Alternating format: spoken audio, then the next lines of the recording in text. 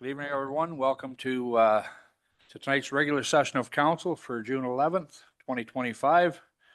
Please note this meeting is being recorded and live streamed to the town's YouTube channel. I'll now call the meeting to order. And we'll start the opening by the playing of the national anthem.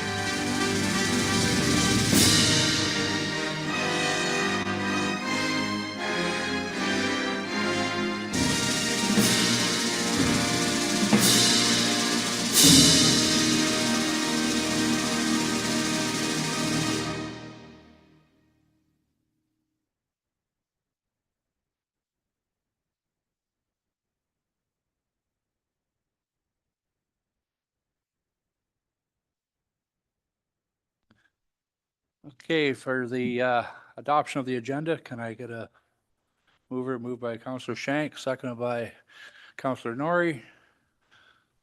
All those in favor? Carried. Thank you. Section 4, item 4.1, rise and report of the closed session from June 4th, 2025. Can I get a motion for that?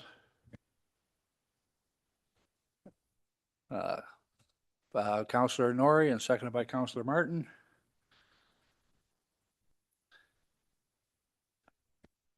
After the resolution, okay. I'll further report that in closed session, council received information regarding litigation matters and gave direction to staff, and received information regarding a labor relation matter and gave direction to staff.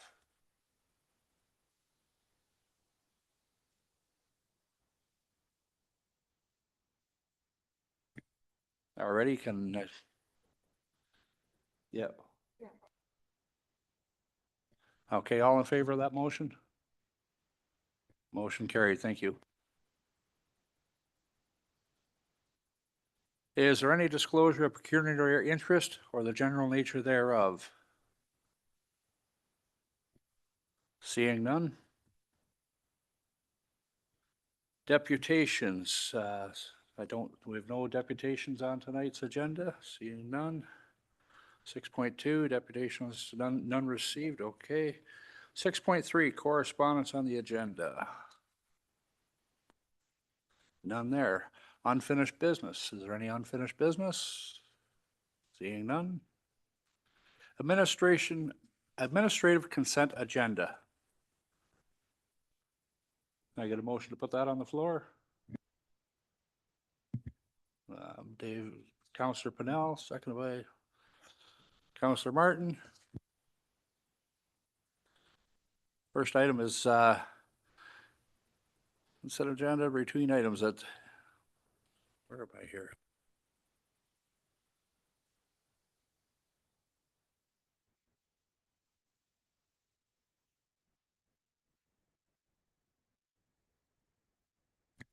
So we date to recommend minutes of the regular session of council be dated May 27th, 2015, with special session of council dated June 4th, 2025 be adopted as presented. Motion by Dave, seconded by Bill, or Councillor Martin. Is there any questions or comments?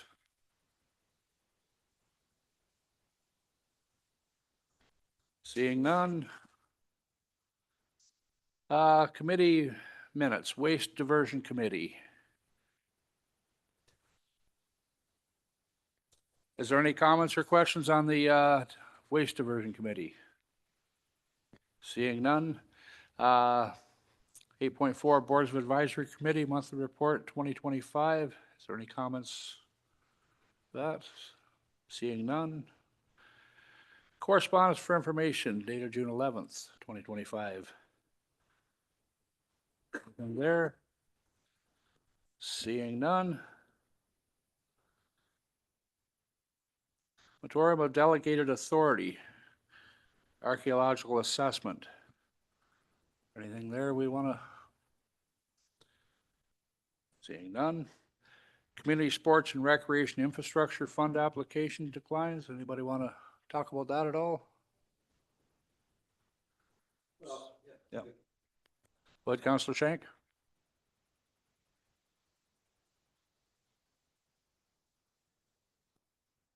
Did they give you a reason why we didn't get our funding, Chris?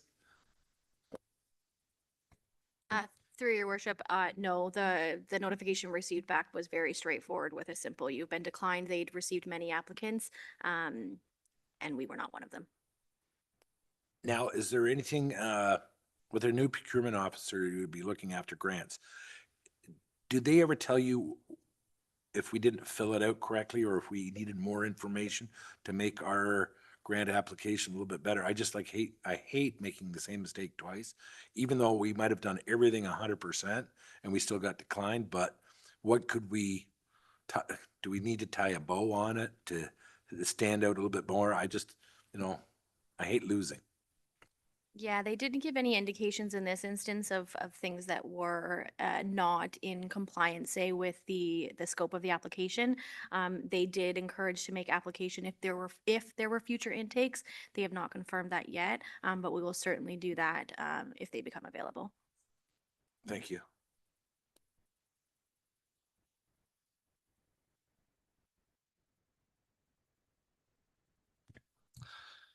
All right. Thank you very much.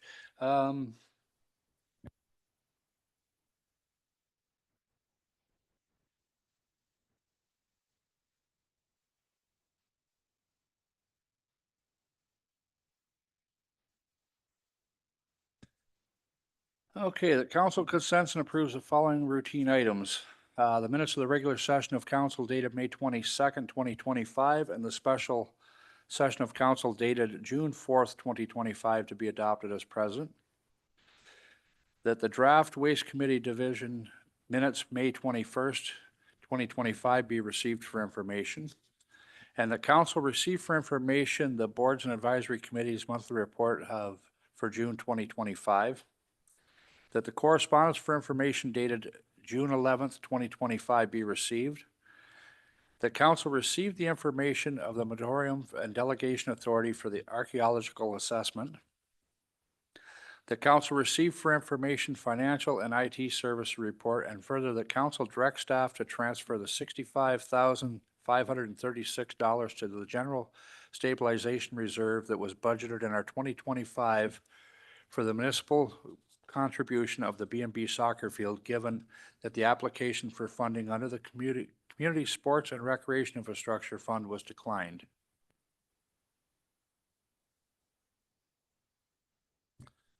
Thank you. Oh, all in favor? Thank you. Yeah. Okay.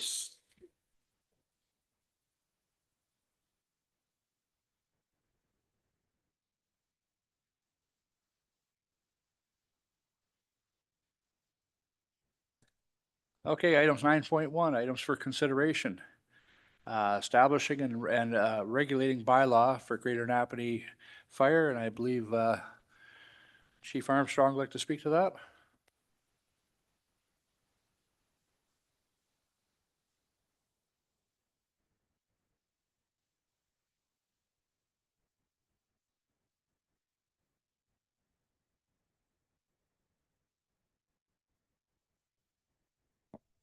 Thank you, Your Worship, members of council. I have before you tonight the updated establishing and regulating bylaw for consideration.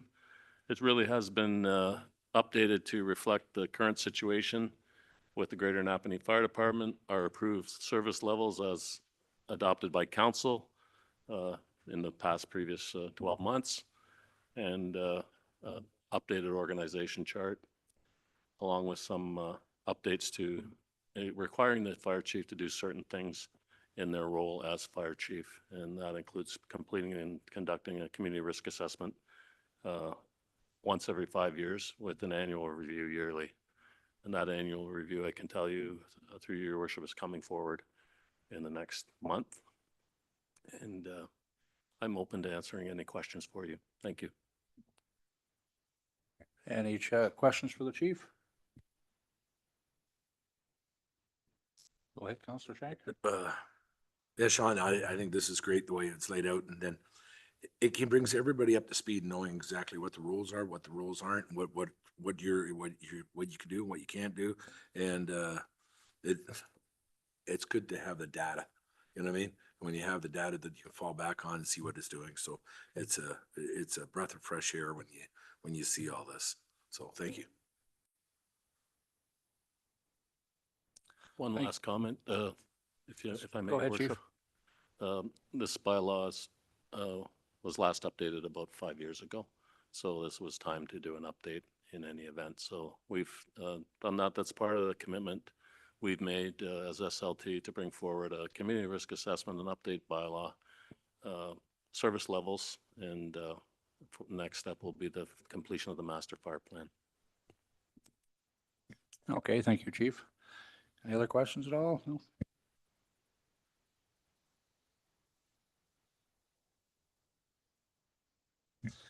Okay, so we have a staff recommendation here. The council received the information and the establishing and regulating bylaw Greater Napanee Fire Department report, and further that the bylaw attached as Exhibit A to report number SR 889-22 or 2025, a bylaw to establish the regulated and fire department for the town of Greater Napanee, presented to council for all three readings to repel and replace the bylaw number 2020-088 and bylaw to establish and regulate fire and rescue services in its entirety.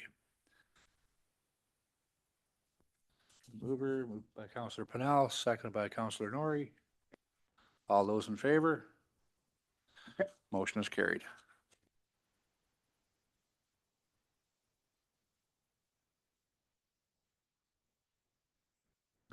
Item 9.2, growth and infrastructure services. 2024 annual monitoring reports for the South Fredericksburg and Roblin waste disposal sites. And I believe Sarah would like to speak to that.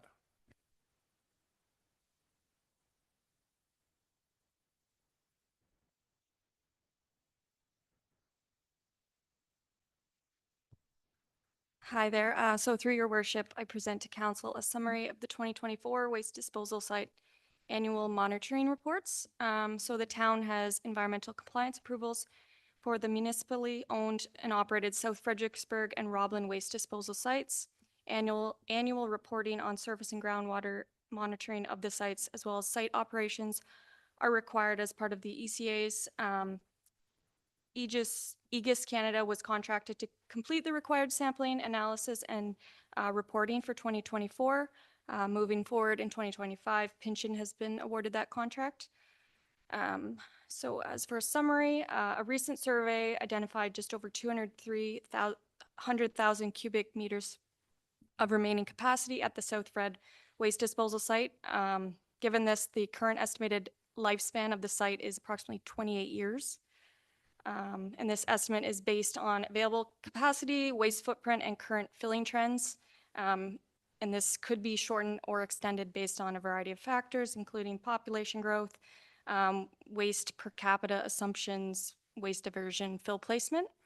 It should be noted also that as per the new contract with Pynchon, the consultant is developing a formalized fill management plan to hopefully maximize site capacity, which is expected to be completed by the end of the year. The site successfully diverted over 107 tons of recyclable materials from South Red in 2024, and over 24 tons of recyclable materials were transferred from the Roblin site in 2024. And we would like to also take this time to thank the dedicated landfill attendants who operate these sites every week to make that happen. As for the environmental monitoring, the groundwater and surface results remained generally consistent with historical sampling for both sites. I should also note in 2024, the town received another ECA for the Water Street landfill, and Pinchin has also been retained to conduct that required monitoring at that closed site, and will be submitting their first biennial report to the ministry 2026. Thank you. Thank you, Sarah. Any questions for Sarah? Go ahead, Councillor Pennell. Thank you, Worship, through you, Sarah. Thank you very much for this report. When we're talking about the environmental monitoring, it does say that the levels have exceeded the Ontario drinking water standards. I mean, that probably stands to reason. It's a landfill, you drink water. But on the other parameters as well, we see that they're elevated. Is there going to be any kickback from that? Or are we still okay? Are they still within, although they're exceeded, are they still within acceptable limits? So through your worship, so the consultant has been hired to do that technical background research. If they had any concerns, they would flag it to us. And again, these reports are submitted to the ministry, and if they had any concerns, they would flag it to us, and it would be a conversation. But they're generally consistent with historical exceedances. So right now, there's not a concern. Great, thank you. Any other questions for Sarah? Go ahead, Councillor Shank. So do the attendants do periodic checks to make sure that it's only the ratepayers of our municipality that are using that? Do they, is there a check on that at the odd time, you know? So the landfill attendants are required to actually write down the address of all people that use the site. Now, this is, since we got Kelly here also, if I took 510 kilos to South Red dump, what would it cost me? You don't know because it goes by the dimensions. The only reason why I'm saying this is because Waste Management at the Kingston transfer site, all right, and it had an individual took 510 kilos. The base rate was 147.93. The amount they charged, because that was per ton, and it was 73.97. But then they have surcharges, and it was a P waste water, and that was $13.98, and an energy surcharge for $11.46, and the total bill came to $147, and the surcharges were 35%. And the reason why I'm mentioning this is because, from what I understand, a buddy of mine that lives in Western Ontario, that Toronto Garbage is going to Michigan, and they're charging, I think their contract was like 5 cents a whatever it was, but it's going to like $5. All right. So I just want to make sure our residents are looked after, and not that if it gets too expensive elsewhere, they're going to just go ahead and say, well, hey, Joe, we're going to hop in my truck and we're going to haul this garbage into the dump into South Fred. So all I'm saying, there might be some cheating and it's going to be happening here, especially if other areas increase to that extent, Now, more about this than that, but this is what, when you sit in a tractor for 72 hours and longer, it's amazing how many people talk to you. So there you go. Thanks. Thank you, Councillor Shank. Go ahead, Mr. Grant. So through you, Mr. Deputy Mayor, Councillor Schenk, I agree with you. And so one of the things that you'll see on the treasurer's mandate letter is a fee and charges review, where we take a look at all fees like that, solid waste or anything, septic, and what is the strategy and the goal that council would like to see from charging those fees? And is it cost recovery? Is it affordability? Is it something else? And so we'll have the opportunity to have that discussion for sure. Yes, go ahead. Yeah, so Matthew and you guys that do it every day, The reason why I'm saying is 28 years, so I'll be long gone and dead. So all I'm saying is for the next generation that uses, all right, that when should we start an expansion on it? Or is there enough room for an expansion? Because you know how the wheels of government turn slowly, that, you know what I mean? So all I'm saying is should we be looking into, you know, because there's another properties for sale on the other side, or is this all conducive or not? This is just for future planning, that's all. You know, I know it's 28 years out, but, you know, in 10 years' time, or how long it is, maybe we should start looking at those things. And I see Christy coming to the mic, and she may have an answer for that. Thank Go you, ahead. through your worship. I would just add that this is something that's in the department's mind quite frequently. Yes, 28 years doesn't seem that long and can, as Sarah mentioned, can be adjusted based on increased volumes or any significant exceedances down there. We could, you know, be shut down at any time. So we do closely monitor what goes in there and are looking at other options to divert waste further from that landfill. Some, you know, ideas that come to mind are alternative ways to dispose of mattresses, which are really difficult to decompose in that site or compact. They take up a lot of airspace essentially, and among other things that Andrew and the rest of the department have been looking at. And it maintains or remains a priority for us to continue to look at alternative options, whether it be expanding the site or putting funds away to potentially look at an alternate site in the future. Thank you. Any other questions? Always got to be thinking ahead here.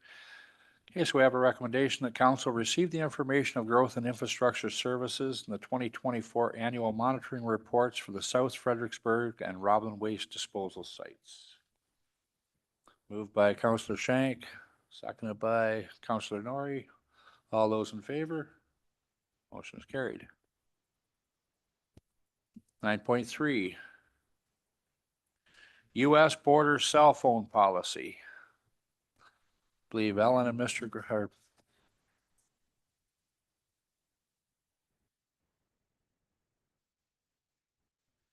Ms. Hamel and Mr. Grant up to speak to that.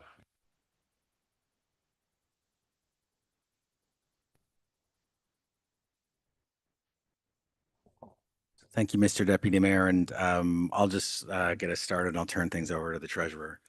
So at a high level, one of the things that I have asked Ellen and her team to do is to consider, you know, security, and they do, but to consider, you know, privacy, security, and cybersecurity as a top priority, and not only because we've experienced a cybersecurity attack, but you know, we are custodians of a lot of information. So they've done a lot of work around that, including things like two-factor authentication, you know, changing computer hardware, migration of systems to the cloud. One of the things that was brought to our attention and senior leadership team looked at was because a lot of our phones are used for both personal and work use, and they contain either information or the ability to access our services. We thought about bringing forward this policy on the advice of the Government of Canada, who said that we should have heightened awareness around increased review of digital assets like cell phones and laptops and that sort of thing. And so we believed that it was prudent to have the conversation about keeping these phones in Canada. And so while this particular policy talks about the US border, based on advice from the Government of Canada, in fact, we think that in future we should expand that to all borders. Thank you, Matthew. So just to add, so the policy the council has for consideration this evening outlines some steps that we could take to help protect our data security and the confidential information that is entrusted within this. And that would offer our employees the use of alternative devices if they so choose to use one of the ones that we have, or they could bring their own device where we could swap out their SIN so they could keep their phone number, but all of the data linked to the cell phone or any of the applications within the phones that they currently have that would be connected to our servers would be left, and they could use an alternative way to have a communication device with them. It's unlikely that any of town staff or officials would be crossing the border on municipal business, but we do have many staff members who use their cell phones that have been provided to them by the town for personal use, and that's an allowable way that we operate at this time.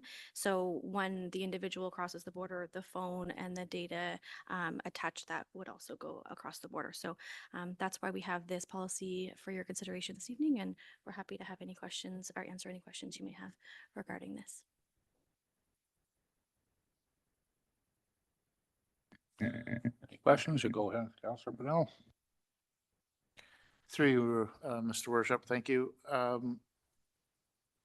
Thanks for the report, but I have a question. Okay, so let's say that a member of staff is going to go to the US and we have this policy. So now if they have a work phone, which they're using as a personal phone as well, because we allow this policy would mandate that they either leave their phone at home or take a loaner one with the SIM. What happens? How do I access my email if I have to? So let's say, for instance, that it might not be, let's say it's one of senior leadership. So now if they go to the email, which is in the cloud, and we have passwords floating around and this sort of stuff, how is that going to work by using a loaner phone? And I'm quite sure that if Mr. Grant went south, that we would want to make sure that we could get a hold of him if we had to. Yes, go ahead. Through your worship. The biggest issue that we've been reading and was reported is the actual crossing itself. And if an officer asks you to unlock your phone, you're expected to oblige.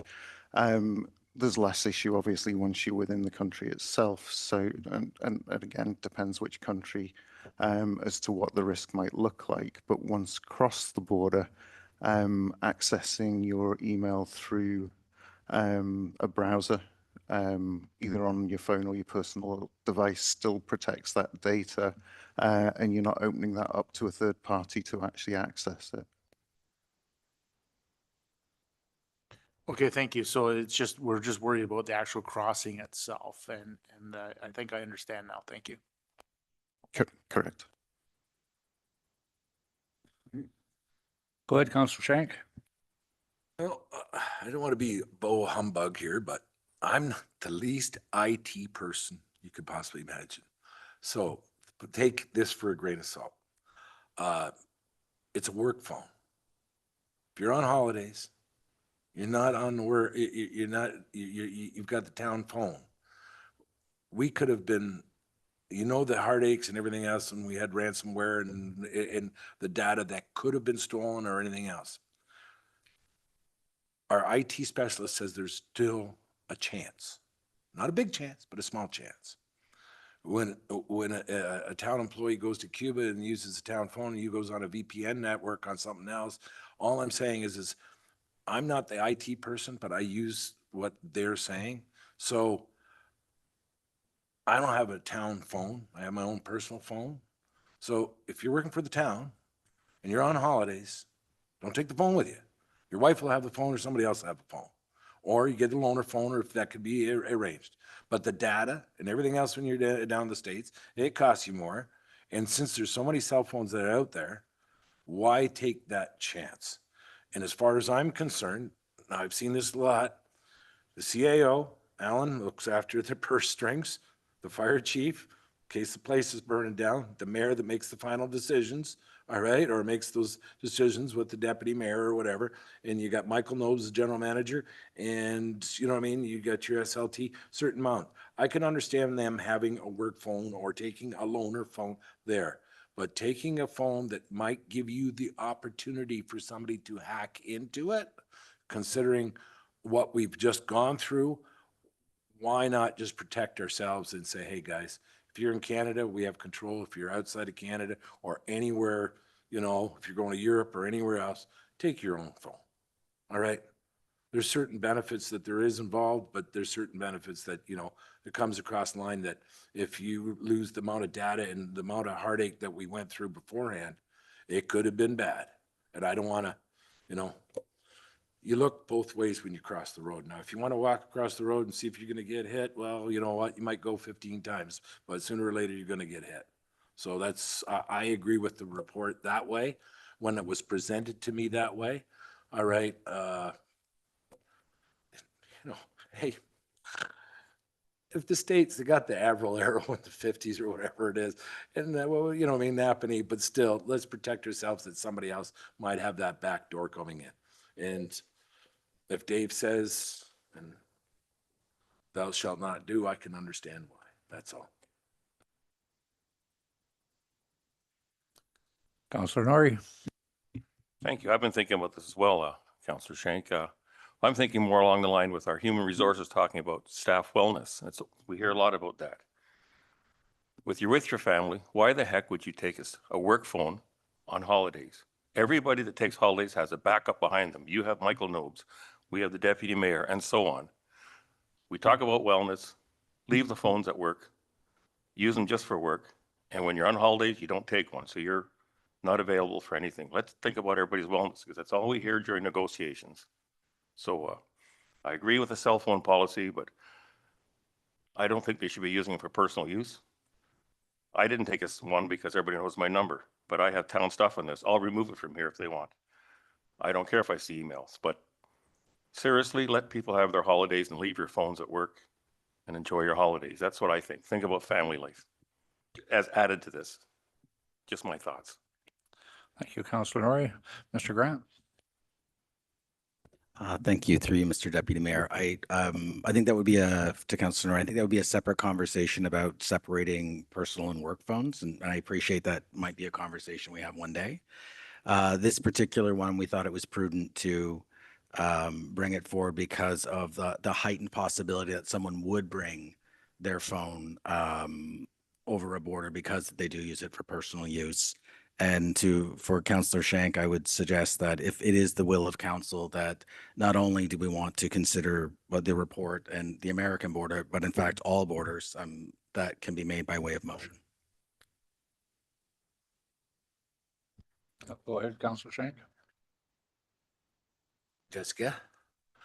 No, I'd like to make it as all borders. Just keep your work phone in Canada. So all I'm saying is because I'm not going to specify one country. I think it'd be a little bit safer in the States than you would be in some other countries, but that's my own preference. But the point is, do I need to make another motion, or do we can just make an amendment to this motion that it's already on the floor, or it's not on the floor yet? But how would you like to do this? So through your worship, there's no motion on the floor yet. So if you wanted, a motion could be that council receive the report for information, the council amend the proposed policy to apply to all border travel, and then that further council adopt the policy as amended. So moved. So when you're talking all borders, are you talking Ontario, Quebec, Manitoba, Alberta? Sorry, international borders. Thank you.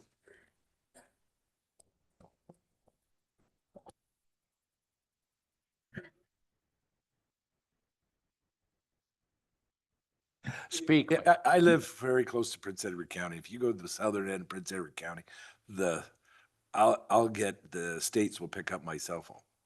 All right, and say, you have entered the United States and this is our plan. So all I'm saying is I understand what your thought process is, but you don't have to be, you know, in Canada for them not to, you know what I mean? But I understand what the process, what you were doing here. So I'll do all international borders. Exactly what Jessica had said. Okay, thank you, Councillor Shank. I cross the border a fair bit, maybe more so than others, several times a year. Not once have I ever been asked for my cell phone, my laptop, my iPad. We have all kinds of securities. Everything goes to the cloud. We've got passwords, we've got this, we've got that, we've got all kinds of securities in play already. I really don't think that the United States is that concerned of what's going on with the town of Greater Napanee. Now, yes, we do have people's phone numbers and email addresses and stuff, and I'm speaking as counselors here. We don't have any real tight information on us. I can't access the server through my devices. I just think that although I agree with what you're saying with security, we can't be too secure, but I think we need to take a real hard look at, and just rather than just going and running with this tonight, I think we should, personally myself, it should be noted and received, and then come back and take another look at things a little more in depth. Councillor Shank's got a great idea about, making it for all borders rather than just the US, which makes more sense to me. I'd be more concerned about what's going to happen to data if you're down in Dominican or Mexico or, something to that effect versus what's just going to take place across the border. But just for clarification, what they would be looking at when they ask for your devices, they're going to be looking for digital contraband, child pornography, classified materials, export control information, terrorism-related information, evidence of criminal activity, could be drugs, weapons, other contraband, evidence of immigration laws, evidence of financial crimes. They're not really looking at the everyday citizen. They're looking for criminals, and this is how they're catching them. So that's just my 2 cents worth. Thank you.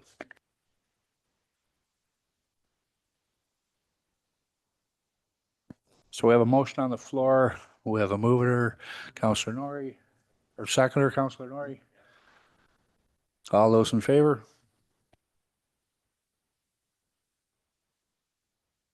All those opposed? You're opposed too, Bill? Yep. That motion is defeated.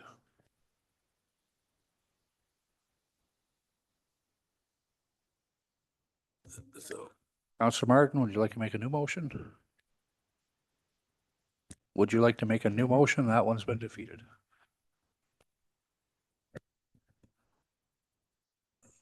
I think perhaps the best thing to do is to put this off to another meeting.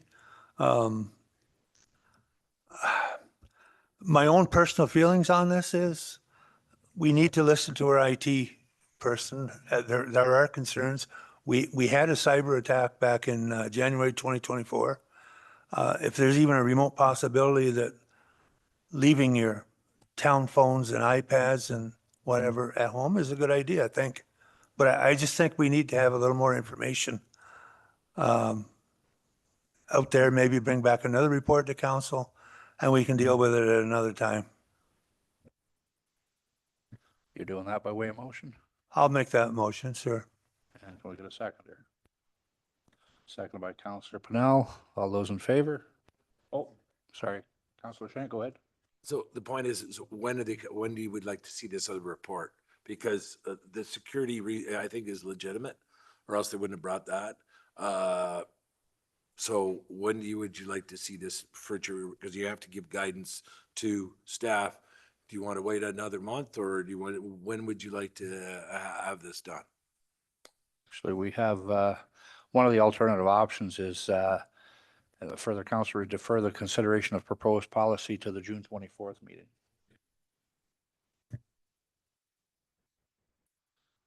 All those in favor? Yes, that motion. The council received for information financial and IT services U.S. cross-border cell phone policy, and further council defer consideration of the proposed policy to the June 24th meeting. By Councillor Shank, seconded by Councillor Martin. All in favor? Motion's carried. Sorry, go ahead. Sorry, just if I could, just for clarification, is there anything in particular that council's looking for more information from staff on that we can include in that report back on the 24th? Or is it just more time that you're looking for to consider this? Personally, myself, I'd like to see the wording changed to all borders and with the exclusion of council, because we don't have we don't have the information available to us that our upper staff would have. We don't have contract negotiations on our systems. We don't have any, we got basically a bare bones scratch system that we can receive emails and that sort of thing on. We can't even access our agenda. Like, I mean, that's all on the cloud-based program as far as I know. So, like Mr. Grant wants to speak to that. Go ahead, Mr. Grant. So for council and based on that motion, I'm sure what we can bring back is information on the implications of all borders, as well as any of the other options that might be available, which would include management directive, that sort of thing. And indeed, maybe some more clarity on the types of information that might be held on those devices, as well as methods of access to servers. And I think we can handle that. Okay, and that is something that could be done by the June 24th without putting a lot of extra work on our staff? Yes, Mr. Deputy Mayor, we can. Okay, thank you.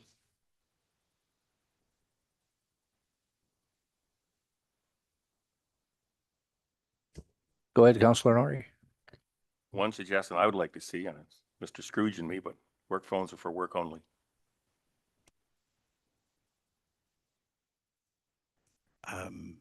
Through you, Mr. Deputy Mayor, I would request that comes through in a separate motion. I think that is a separate issue. We're happy to look into that. I don't know that we can have that by the 24th, but we can certainly bring back what the implications of making work phones work only. And then I could, if there was a motion on that, we could certainly by the 24th let you know when we could have that. My estimation would be sometime in July. I think to be fair to the public, the taxpayer, because we're talking about other phones. So yes, I would, we can't keep hitting them for more money. So yes, I'd like to make a motion that when you can, I'd like to have the feasibility to make work phones for work only with a policy around that as well. You're making that by way of motion, Councillor Norrie? Do I have a seconder? Yeah, Councillor Shank? Yeah. All in favor? Oh, sorry, Dave, did you have a, Councillor Pennell, do you have something to say there? Yeah, Your Worship, I'm just wondering if that motion could have been made right then, because what did we do with the first motion? First motion was defeated on this topic. Then the second motion, you called the question, it was carried. But then there's questions, and then another motion was brought up that isn't on the agenda. I'm just wondering how that works. Or if that could be maybe moved down to new business or something along those lines. So through your worship, when there is a report on the agenda, council can make they can make more than one motion. They can make motions relevant to the information in the report. Given that this report relates to the fact that, as a general practice, many staff have a combined work and personal device, and Councillor Norrie has requested a report back, not looking to create a policy at this point, I believe just looking for information on the implications of that practice and what a change in policy might look like and cost. That is relevant enough to the subject at hand that I don't think it's going outside of the procedural rules, given that it is a request for more information about a topic relevant to this report, if that helps. It does, thank you. Thank you, Councillor Pennell. Yes, go ahead, Councillor Shank. We've already, don't want to belabor this. Just everybody to think before, because I don't talk to everybody before the next meeting, is that when ransomware, when we were attacked there, when we had that incident, and remember the individuals that were fighting on our behalf, where they were located in this world. And that's the only thing, and I'm not an IT specialist, but I had no idea. Somebody a whole long further away is fighting on behalf of Greater Napanee on a computer somewhere in a different way. So that's the reason why I'm going, if that door is open a little crack, It's not just in the States. It could be anywhere in the world that you opened it up and they got in. And how it happened to begin with was the laptop was just left open, you know what I mean, or whatever. So that's, all I'm saying is I take that with everything that has happened into consideration. That's all. Thank you, Councillor Shank. Okay, on to item 9.4, Executive Services, Staff Conflict of Interest Policy.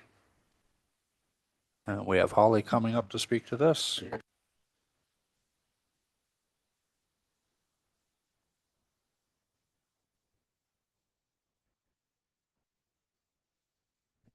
Through you, Your Worship, thank you for taking the time to read and discuss this report today. The report in front of you presents the Staff Conflict of Interest Policy. This policy is designed to strengthen the accountability and compliance while aligning with best practices and regulatory standards.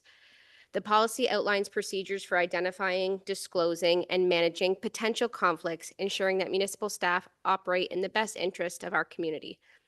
Through proactive measures and clear guidelines, the policy aims to reinforce ethical behavior and mitigate risks associated with personal, financial, or external influences. Recognizing the importance of this issue, many municipalities have established conflict of interest policies to prevent undue favoritism, influence, and ethical breaches.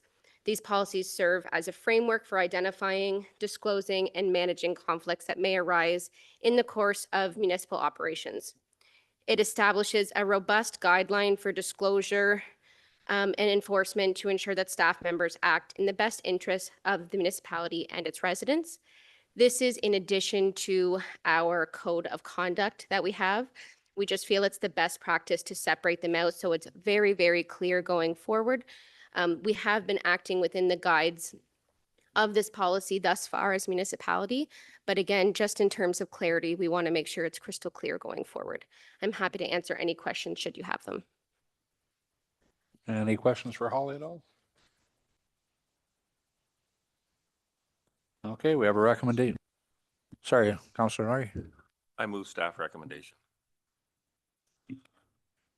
Moved by Councillor Norrie, seconded by Councillor Shank. All those in favor? Motion's carried.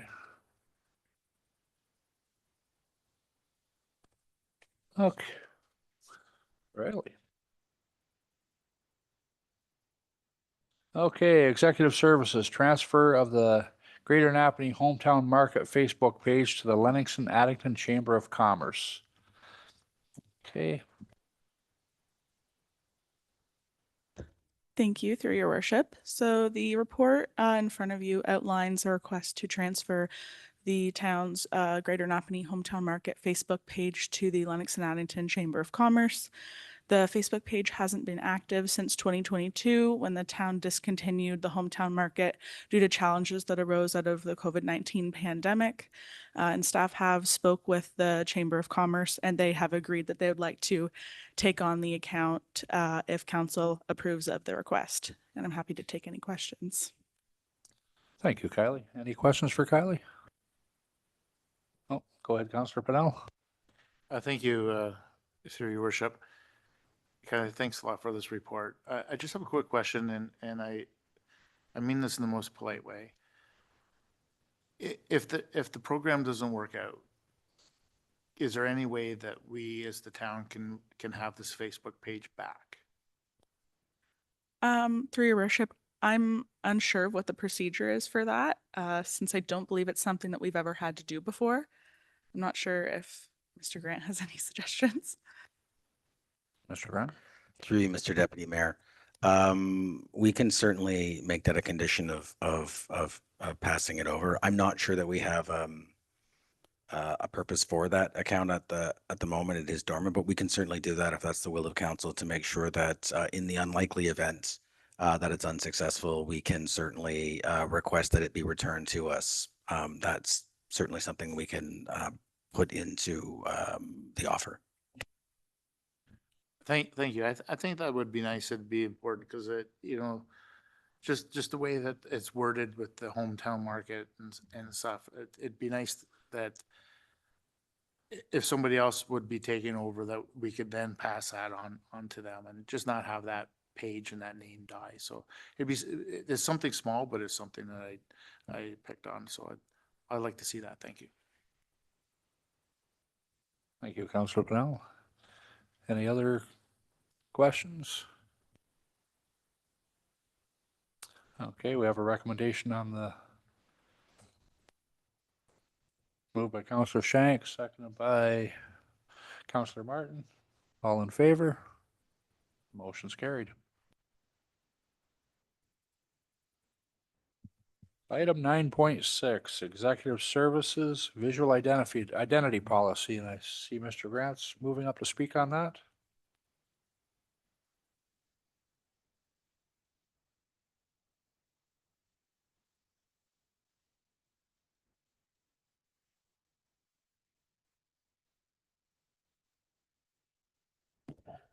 Thank you, and through you, Mr. Deputy Mayor. So this policy that's brought before you speaks to the use of town logos, secondary logos such as bylaw and fire, where they would be used, the ability to have secondary logos and the like. This is common practice to have sort of rules of the road for who can use our logos, how they're going to be used, and whether or not you're allowed to create any other logos or other identifying features. It would be administered by Executive Services, and we're talking about materials and identifiers on vehicles, communications materials, documents, uniform, and ID cards. For clarity, the visual identity of the organization and whether or not any secondary identifiers of the town of Greater Napanee are used is a purview of council. So how we identify the organization and what we're allowed to put where, that is your purview. There have been some occasions where there have been additional identifiers put on vehicles and other things, and it would be my intention, should council adopt this policy, to ask the leadership team just to review the assets they're responsible for to make sure that it falls in line with this particular policy. With that, I'm happy to answer any questions. Any questions for Mr. Grant? Go ahead, Councillor Shank. Yeah, so Matthew, as long as the senior leadership team, the manager is going to be going through all the vehicles to make sure that they're all placarded correctly, that there's none that do not have that Greater Napanee sign on it. If it's municipally owned, it gets placarded, correct? So through you, Mr. Deputy Mayor, we can add that clause into the policy. So right now it is the kind of things you can put on it and how it's used. But I think what I'm hearing you say is, can we make sure that any vehicle that we're using has the appropriate logo on it? So, and that will make it clear that when we get it, make sure you put the identifier on it. And if you wanted to add that by way of motion, we're happy to do that. Yeah, I'd like to add that to it. It's just because the sole reason is it takes all doubt out of it, saying that, oh, the town bought this one or that or whatever, you know what I mean? You know how the rat race goes. So I just like to add that also, and then you know what's owned by the municipality, what isn't, and there you go. Have a nice day, and it's clip and clear, and everybody understands it. Thank you, Councillor Shank. I would. Sorry, just through your worship, just to confirm, that is for vehicles purchased by the town, right? Not vehicles temporarily leased by the town? Or is council's intent that this would also, that we would put a logo on the fleet that gets leased for 4 months and then take it off? All I'm saying is you could easily get a magnet sign, all right, that goes on the side of it and say, there you go, you're on town business or whatever it is.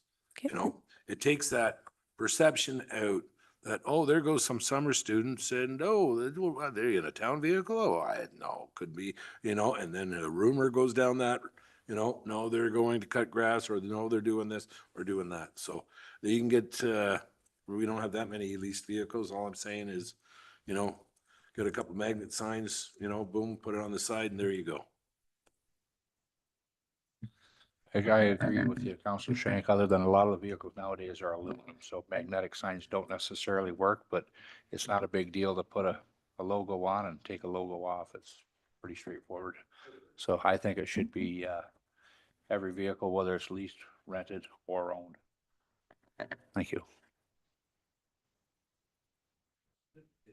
So if I can just read this back to you then. Go ahead, Jess. So your motion then, Councillor Shank, would be that council receive for information the Executive Services Visual Identity Policy Report. Further, that the policy be amended to require that all town vehicles, whether purchased or leased, have the town logo applied before they are put into service. And further, that council approve the visual identity policy as amended.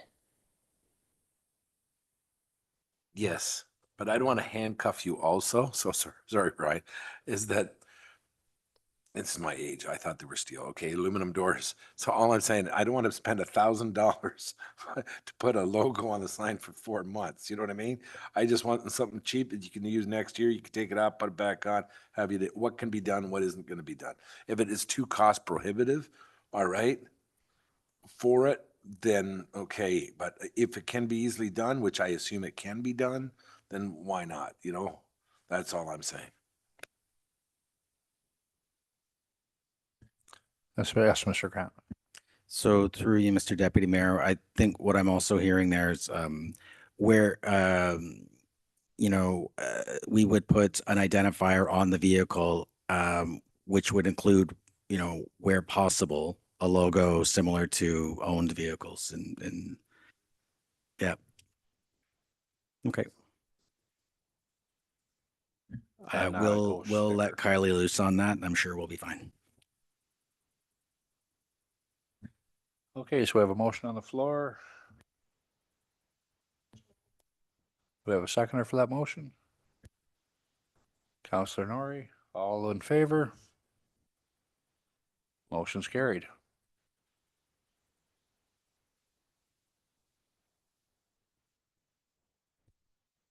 Okay.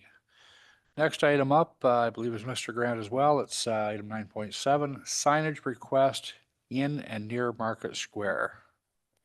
Sure. Through you, Mr. Deputy Mayor. So this was an item on the council resolution tracker, and this is specifically generated from a request with the Pride Crosswalk to put signage about ownership. When I wrote this report, I took a broader view on that. We are getting a number of requests for signage in the Market Square area. And, honestly, I think we're going to get a number of requests moving forward, considering that the rejuvenation of the building and the purpose for which we're refurbishing it is for events and that sort of thing. So what I'm recommending is that we put in an electronic sign or signs front and back, or we let the sort of Market Square Committee take a look at that. And that way, for the kind of information that would be events or, acknowledging ownership of sort of the crosswalk or other things like that aren't signage specifically related to traffic, that would be a better way to go. I don't believe it's cost prohibitive. And I do believe it would solve a lot of challenges in that we could put a temporary notification on it as we need to, and then change it as we need to.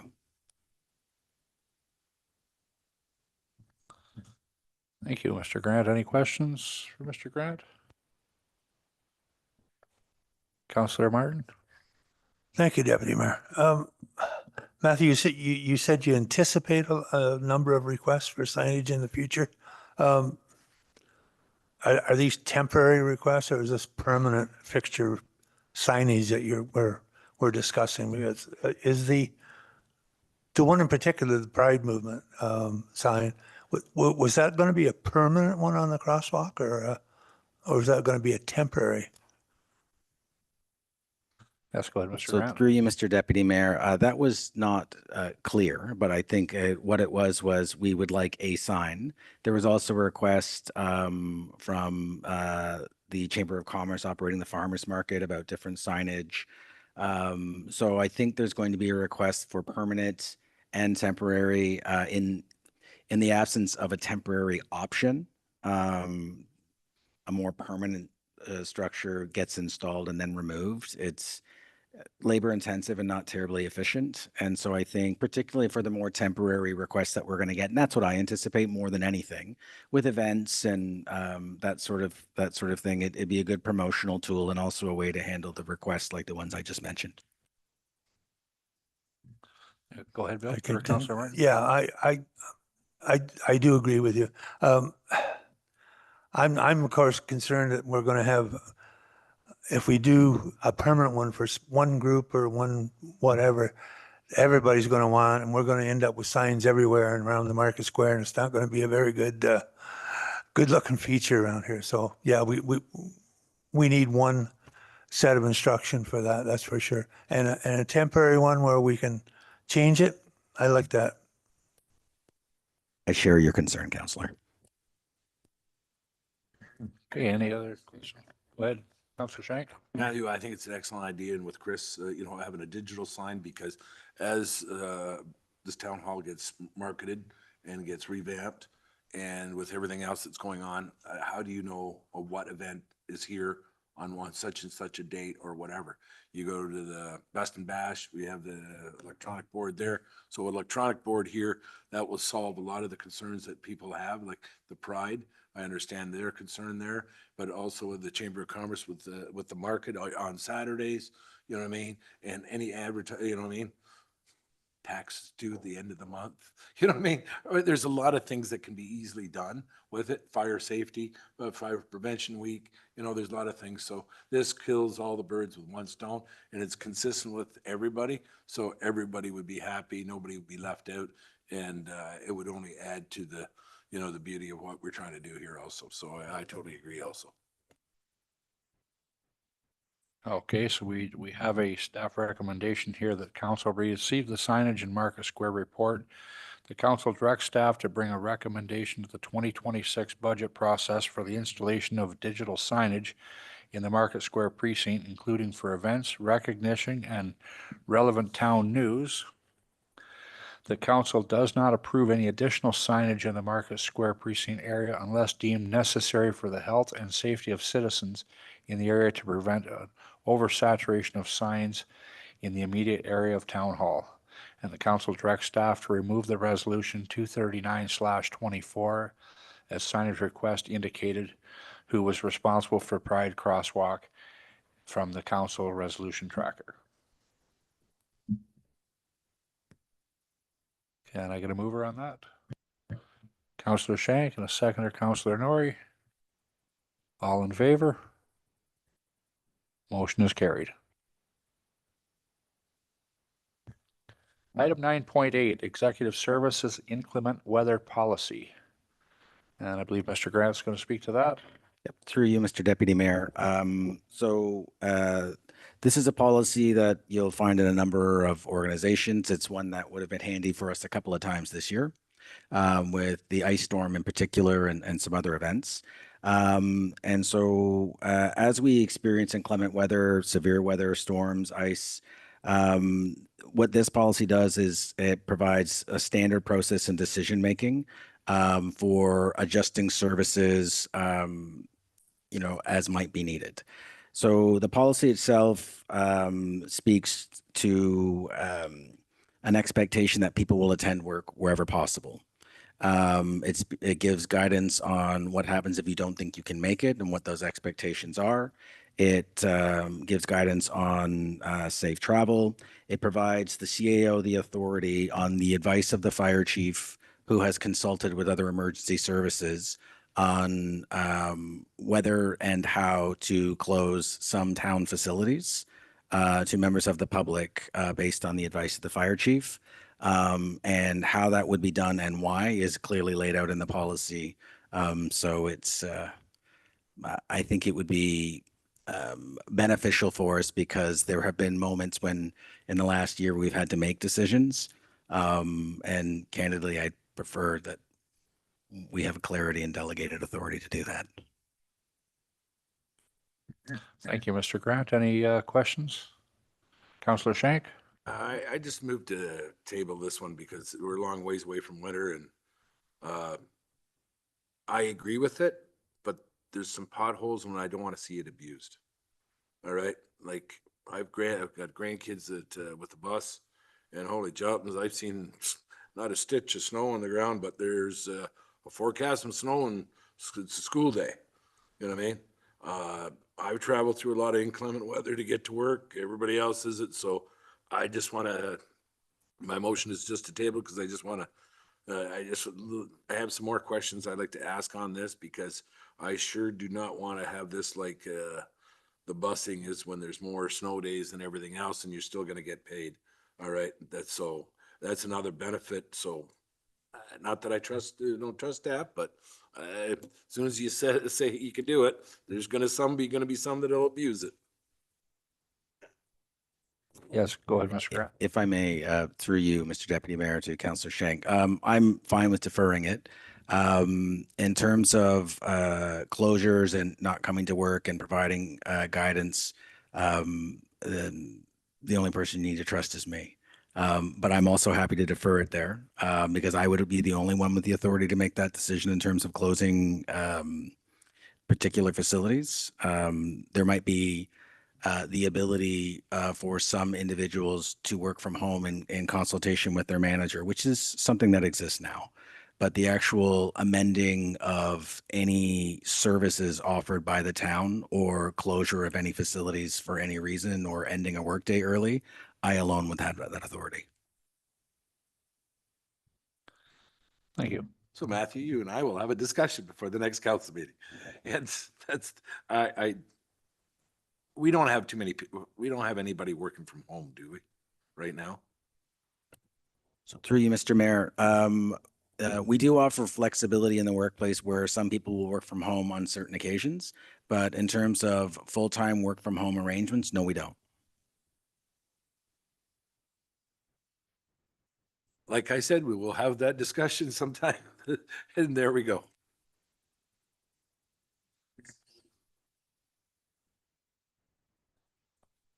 Sorry, just through your worship, are you looking to table, which is we put it away and don't talk about it unless someone passes a motion to bring it back, or are we looking to defer it to a specific date? We'll defer it to the end of the month. Okay. Yes, so that would be a motion to defer. So you would need a seconder on that. So we got a motion on the floor for Councillor Shank to defer till the end of the month. Can I get a seconder for that motion? Councillor Martin, all in favor? And that motion's carried.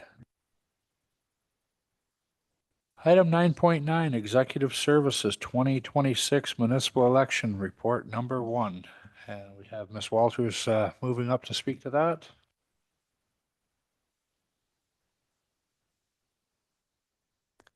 And the floor is yours. Good evening, Council and Your Worship. So this is the first election report you are seeing from me. You will see a few more of these this year and then probably several more next year. The main things tonight is the first thing we're looking to do is confirm the voting method for 2026.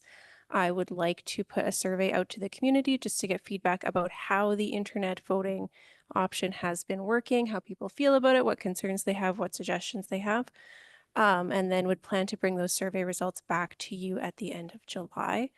We are hoping to RFP for election vendors late summer, early fall, I believe. Obviously, pending whatever direction we get from council, I won't start that process until I have clear direction from council about how we want the election to operate. A couple other things I'd like to highlight at this point is that there is always the option for council to pass a bylaw to put a yes/no question on the ballot. Statutory deadline for that is March 1st. We've never exercised that option. I just have an obligation to let you know that that is an option that exists. We will be bringing one or more reports to you about the lame duck period in the coming months. I know there were some concerns with how the last bylaw was implemented, so staff want to make sure that we are having that conversation with council. There are also some potential impacts of the strong mayor powers that we are waiting for clarification from the province on. So once we know that information, we'll be bringing you a report about that. But if there are any other subjects that council would like to have reports on about election matters, I'm also happy to take questions or comments at this point in time. Any questions?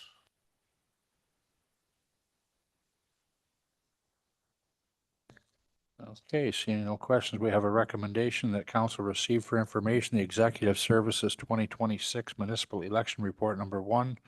Report and further that council endorse the proposed election method survey attached to this report. Moved by Councillor Norrie, seconded by Councillor Martin. All in favor? And that motion is carried.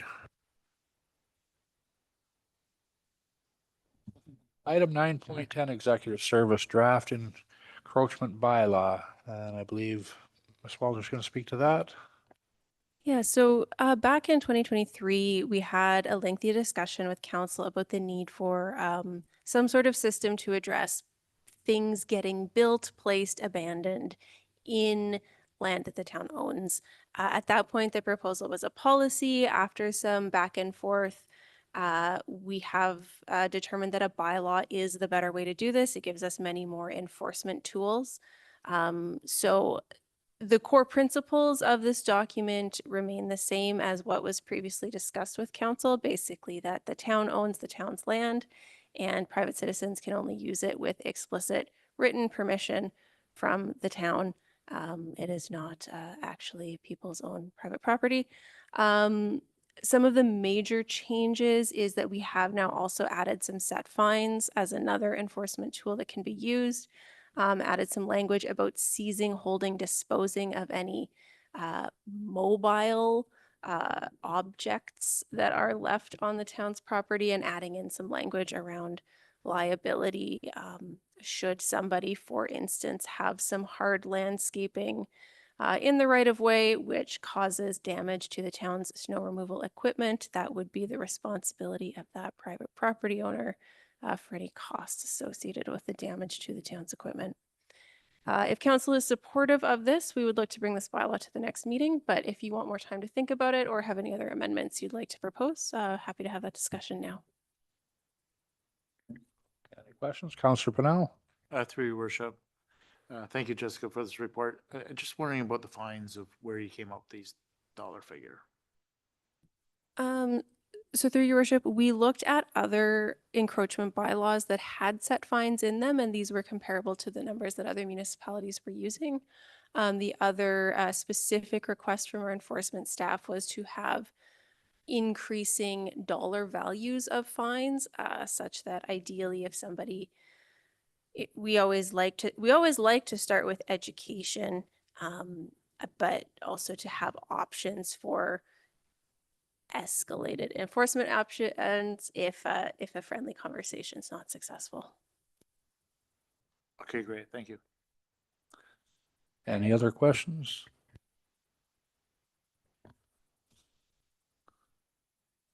Okay, so we have a recommendation here that council receive for information the Executive Service Draft Encroachment Bylaw Report, and further that council direct the bylaw to be brought forward for consideration.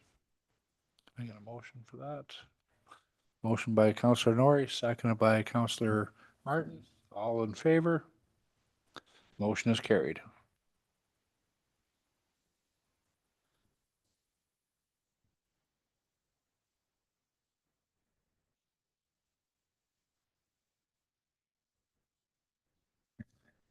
Item number 10, bylaws, 10.1. Bylaw number 2025-0048 to establish procedural governing the sale and other disposition of land.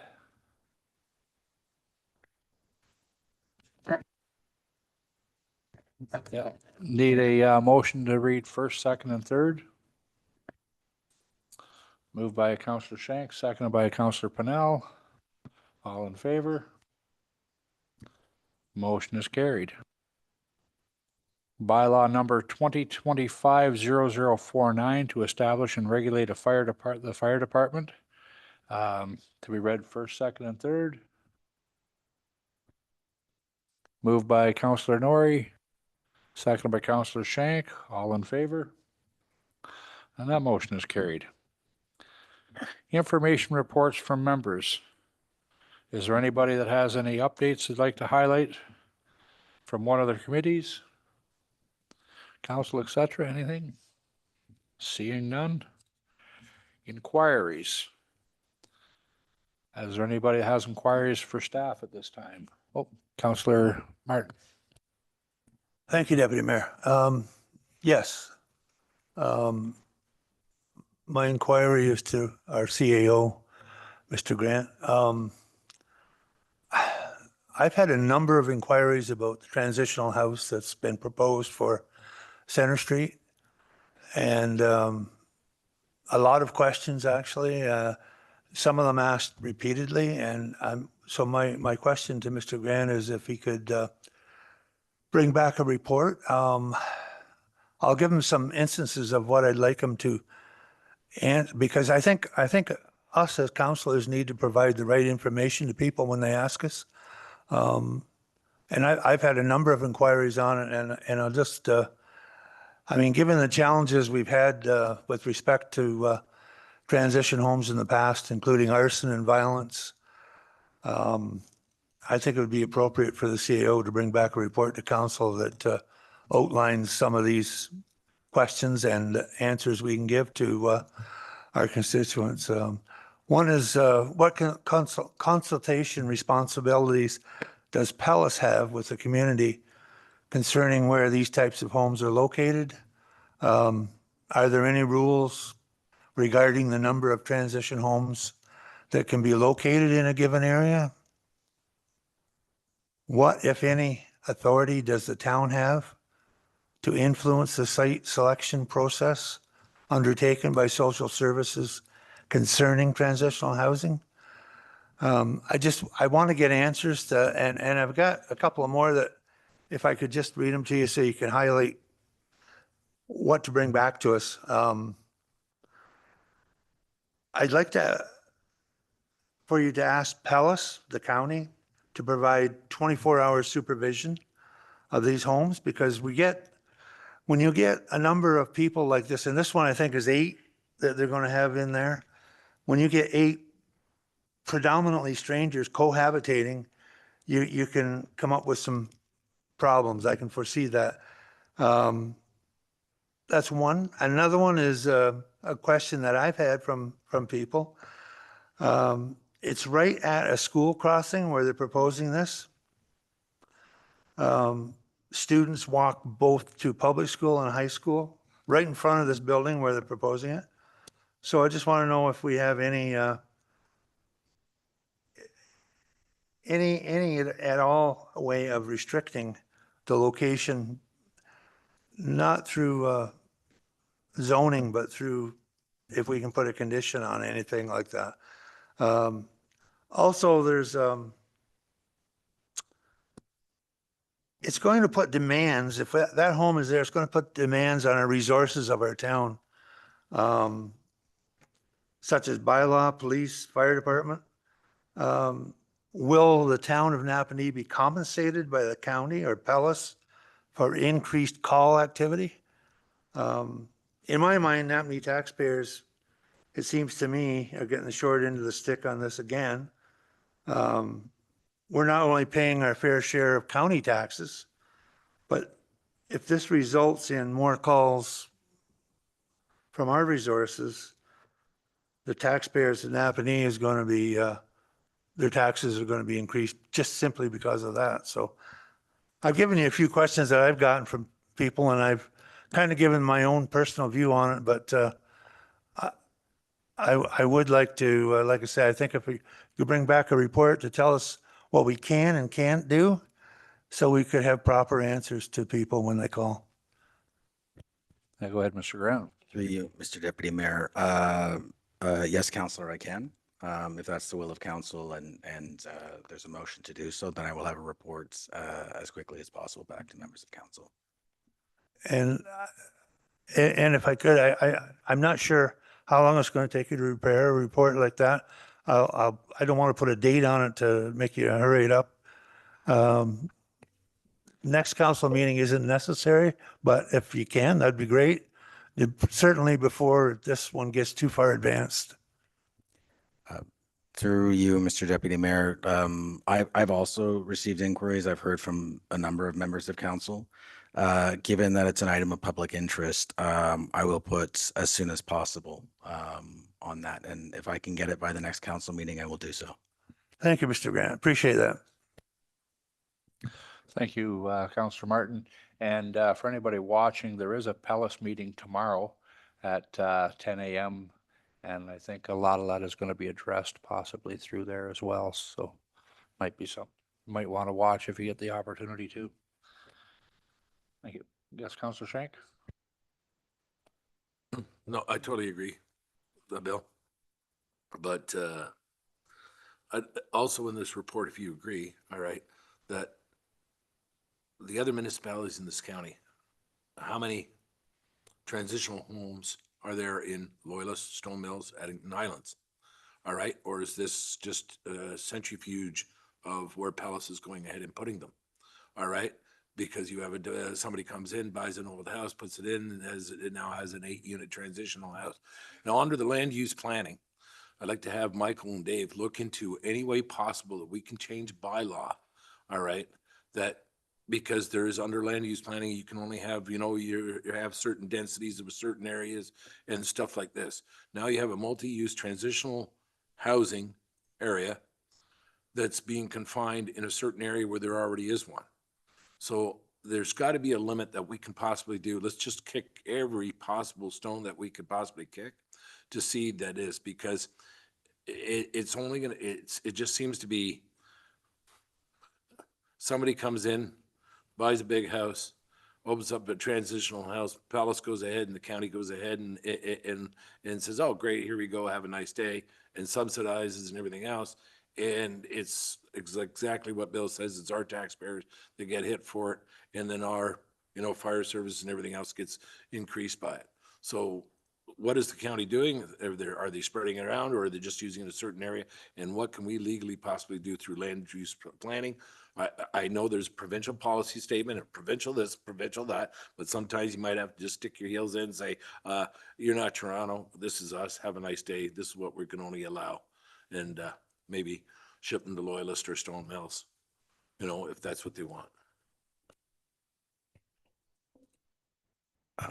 Through you, Mr. Deputy Mayor, to Councillor Shank. I have also got that down. If it is the will of council that we bring a report back through motion, I will endeavor to bring that back as quickly as possible. Sorry, just through your worship, under this heading, we don't need motions. As long as it's relatively, I guess that's the distinction. This is for questions that can be answered briefly or within a very brief report. Procedurally. So I guess the answer to that is yes, I can. But it's just for giggles, just so I don't want Matthew or staff to go ahead and say, well, you're sticking into it. Jessica, is there any reason why we can't have a motion to this? I know policy wise, you don't have to, you need one, but I just want to make sure this is on the record that's saying this is what we're asking staff to do. Or am I always the Debbie Downer here?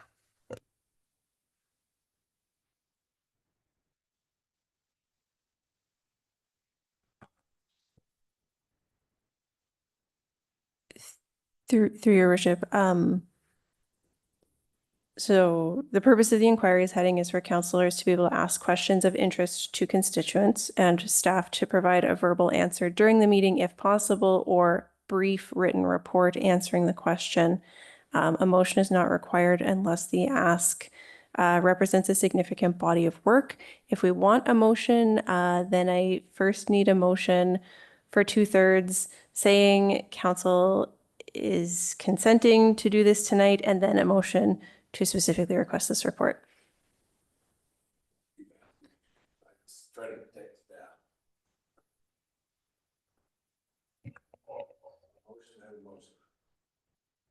Through you, Mr. Deputy Mayor, I'm confident I can bring back a document that's less than 1 page that answers all of these questions in a timely manner.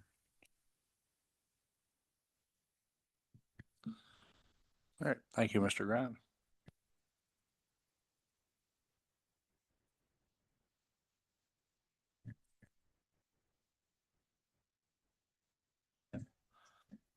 So is there any notice of motions for tonight? Seeing none. Is there any new business? Seeing none. Is there announcements? Anybody have an announcements they'd like to make tonight? Seeing none. CAO's remarks. Just through you, Mr. Deputy Mayor, and briefly, by next council meeting, I will have had my 1-year anniversary at the town of Greater Napanee, and I would like to thank you all for your warm welcome and all the work that we've done together. I look forward for many more years to come. You're already, wow, where's the time going? And thank you for everything you've done, and you've done quite a bit in this short period of a year. Thank you.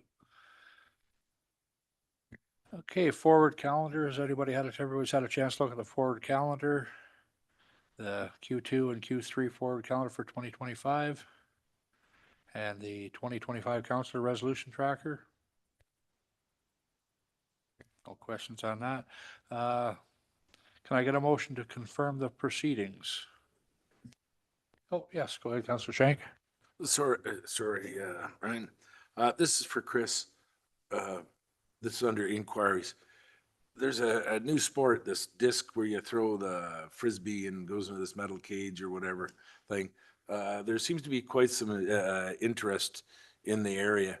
Is there any way you can get to our new grant guy to take a look and see if there's any grants to put up a course? If we have some municipal land, to see what we could do, it just keeps some of our clientele a little bit closer to home. So if you could look into that. Go ahead. Yeah, through your worship, to Councillor Shank. So the Fair Board actually has just been working with the Heritage 5K race folks to install a championship course at the fairgrounds. So we do have an excellent course at the Napanee Fairgrounds. The town is, of course, looking to partner with those groups to make sure that can be enjoyed by many in the community. And also, I would like to note that our CAO is a diehard disc golf player. And another thing we now know about our CAO. And we also have one at North Fred, do we not, Chris? Or Mr. Brown? Yeah, through your worship, we do have I would call it a modified course out at North Fred. It's not quite as high end as the one at the fairgrounds. Thank you.